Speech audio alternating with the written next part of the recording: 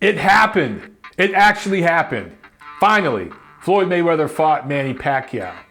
And now I'm going to give my review. In terms of the fight itself, it pretty much went according to script, right? I did videos about this. I wrote articles about it. I thought that through the first 4 to maybe 6 rounds, this would be an even fight. Floyd would make adjustments in the middle rounds. Kenny Bayless would help him out a little bit, and Floyd would coast down the stretch. I thought maybe there was a possible chance for a late knockout if Floyd stepped on the gas pedal, but Floyd doesn't do that. Floyd does just enough. So Floyd did enough to outwork Manny and win the majority of the rounds. I scored it 9-3 for Mayweather. I could live with 8-4. I know 2 of the judges had it 8 rounds to 4. I think that's cool. But you know, the only thing that really surprised me about the fight itself is that the judges got it right. They actually, all 3 of them scored rounds 4 and 6 for Pacquiao. The judging was fairly consistent throughout. I was pleasantly surprised by that. Other than that, this fight pretty much went the way most of us that actually follow boxing thought it would go. So as in typical Floyd Mayweather, Manny Pacquiao fashion, we can't go 24 hours without some kind of controversy, right? And apparently Manny Pacquiao injured his right shoulder in camp about a month ago, and he tore something, and his side, Top Rank, says that they took Manny to the doctor, they did some treatment, and they decided to go ahead and go forward with the fight. They didn't want to postpone it. I get that to an extent, but a lot of fans are pissed off because they dropped a lot of money on this fight, and Manny didn't go into the ring at 100%. But you fast forward up until fight night, and Manny Pacquiao, about an hour or 2 before the fight was supposed to start, he asked the Athletic Commission officials if he could get a shot. A shot, you know, not much different than what the NFL guys get. You know, they get an injection if they're having pain, maybe during halftime, so they can go out into the second half of a game. That kind of a thing, just to null the pain. And Top Rank is saying that they okayed that with the Athletic Commission beforehand. The Athletic Commission is saying they had absolutely no knowledge of this injury up until that point Saturday evening. So now those 2 sides are going back and forth. Either way, apparently Manny went into the ring, not 100%. He re-aggravated the shoulder injury. They had been doing treatments throughout the last month of camp, but apparently he re-aggravated it in the 3rd or 4th round, and he couldn't get the right hand off. Now he's going to get surgery and be out for 3 to 6 months. He's probably not going to fight for the rest of this year. Here's my thing with all of that. I can understand why some people say Manny should have went into the fight injured. I can understand why some people say he shouldn't have. At the end of the day, I don't think it would have made a difference in the fight. Maybe Manny would have got 1 more round against Floyd, but Manny was coming from that southpaw angle, right? And you think about the right hand for Manny, the power punch is that right hook. Floyd, habitually, when he does his roll, he rolls right. Manny was never going to land that right hook. The key for Pacquiao was coming right down the middle with that left hand. And if you saw, he actually landed that punch a few times on Floyd, because one of the predictable things Floyd does is he rolls to his right. And he rolled right into that left hand several times. Manny got off, I think, especially in the 4th and 6th round, and landed that left. The key to the fight for Pacquiao was volume punching, which he didn't do enough of, and landing the left hand, which he didn't do enough of. Wasn't going to get done with the right hand. So even if Manny's right shoulder was 100%, I don't think it would have made that much of a difference. As far as the event itself, the whole promotion, the whole fight week there in Vegas, obviously it was a big success in terms of commercial, mainstream media appeal and all the attention that it got. But the fight week atmosphere, to me, didn't really live up to some other recent Pacquiao and Mayweather fights. I mean, just one that's popping in my head now, Mayweather and Hatton.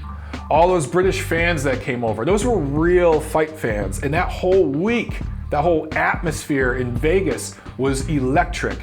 And that kind of wasn't the case here. You know, there weren't really any boxing fans that went to the fight Saturday. It was celebrities, it was rich people, it was people that just wanted to be seen. There was people taking selfies and shit.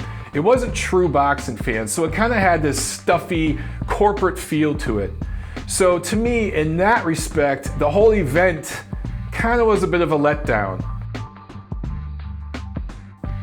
The legacy of this fight is money. Mayweather-Pacquiao, it's all about the finances, the revenue. This was the first super fight in the age of social media, and I think that's part of what made it so big, because this was festering on Facebook and Twitter for years and years, and now big super fights in the future will have a template to look at, okay, and learn from. But in terms of the actual legacy of the fight, when it comes to the history of boxing and its impact on the sport, outside of money, this was nothing more than the fight of this generation. This was a cash out. This was two faded guys, especially Pacquiao, that were finally doing it because they couldn't fight anybody else. It doesn't live up to anything more than Trinidad De La Hoya in 1999 or Lewis Tyson in 2002.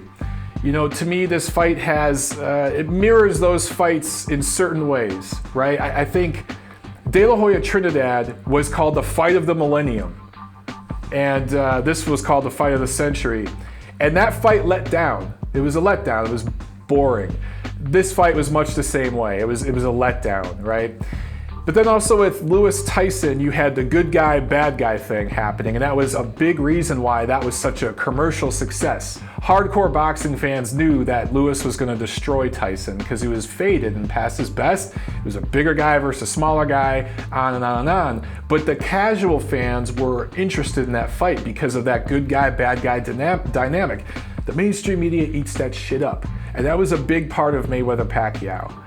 For me, it's kind of that type of thing though. You know, it's that fight that comes around every 10, 15 years. This was just the first one in the age of social media. And if you look, every event's bigger and badder every year. Look at the Super Bowl. Every year the Super Bowl is bigger than the last one. Every Star Wars movie that opens up crushes all the records of the previous ones, right? Because media is bigger and bigger, and that's why these things are what they are. But if you take away the money, you take away the social media, this really was just the fight of this generation. This was the two guys finally doing it before they retire. That's it.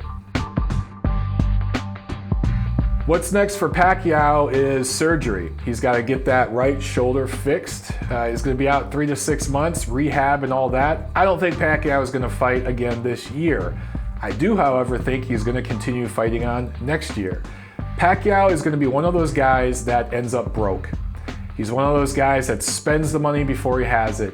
And I really do think that Bob Arum and Freddie Roach and some of the people on Pacquiao's team care about him and try to take care of him financially, but Manny, it just doesn't make good business decisions. He just spends money like it's nothing. For Floyd, I believe him when he says September is his last fight.